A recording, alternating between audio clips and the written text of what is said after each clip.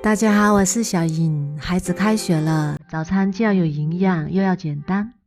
今天我们就来分享一道非常营养又简单的早餐。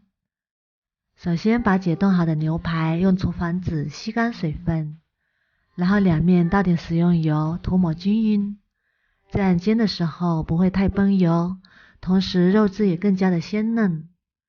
然后静置5分钟。准备半个洋葱，切成小块备用。锅中倒入清水，烧开。水开之后，把意面加进来，然后中火煮8到10分钟就熟啦。再另起一锅，开中火，加入适量的食用油。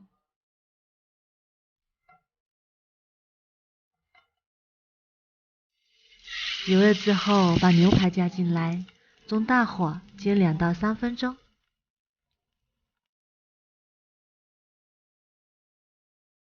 然后再给它翻个面，再煎2分钟左右，边缘用剪刀剪开，然后把洋葱加进来，稍微翻炒一下。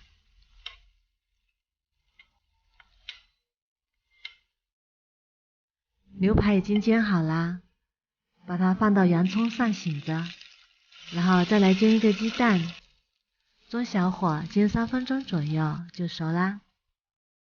再把煮熟的意面取出来，放到煎锅里，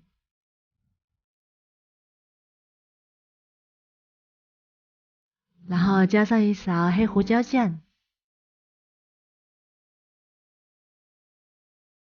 鸡蛋上再来点番茄酱，美味的营养早餐就做好啦，全程只需要10几分钟。